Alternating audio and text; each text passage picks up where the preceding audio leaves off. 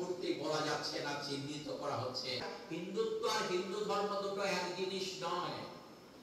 নাম করে সেখানে আসামে কি করা হয়েছে, 19 লক্ষ, ধরুন একটা গড় হিসেব বলে যে শ্রমজীবী মানুষ আমাদের দেশে অ্যারাউন্ড 540 কোটি মানুষ যদি আমরা ধরি, তাহলে প্রায় 50 থেকে 55 কোটি মানুষ হচ্ছে তাদের সংগঠনে এনেছেন।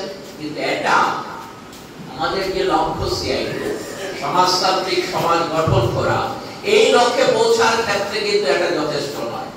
তাহলে আমরা যখন আজকে এই ঐক্যের জন্য সাম্রাজ্যবাদের বিরুদ্ধে, যুদ্ধের বিরুদ্ধে, ফেসিজমের বিরুদ্ধে, এবং আমাদের দেশে আজকে নয়া ফেসিবাদী ব্যবস্থা গণতন্ত্রকে কায়দা করে, হিটলারের কায়দায় সবটা নয় কিন্তু সেটাকে কিছুটা পরিমার্জিত করে ওই একই ব্যবস্থা এখানে কায়েম করার জন্য নয়া ফেসিবাদী ব্যবস্থা এখানে কায়েম করছে।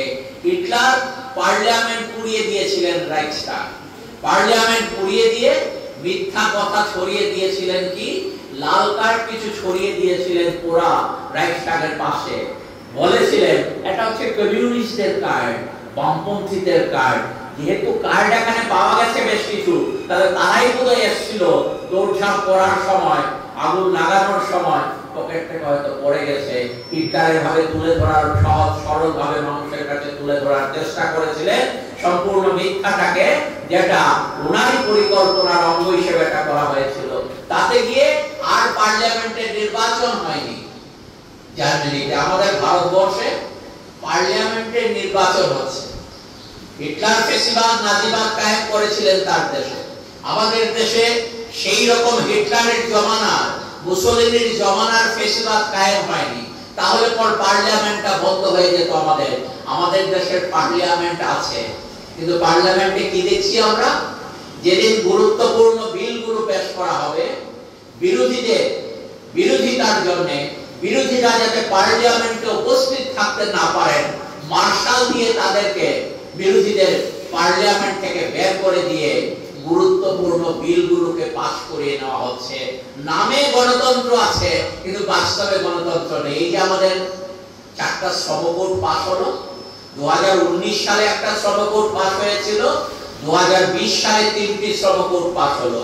2020 সালে যে 3টি শ্রমকোড পাস হয়েছে, এই 3টি শ্রমকোড পাস করার সময়ই সমস্ত এমপিদের, বিরোধী দলের এমপি যারা এই শ্রমকোড উত্থাপনের ক্ষেত্রে বিরোধিতা করছিলেন এবং অন্যান্য বিভিন্ন জনবিরোধী ইস্যু নিয়ে বিরোধিতা করছিলেন, তাদেরকে পার্লামেন্ট থেকে বের করে দিয়ে এই বিলগুলোকে পেশ করে নেওয়া হয়েছে, পাস করিয়ে নেওয়া হয়েছে।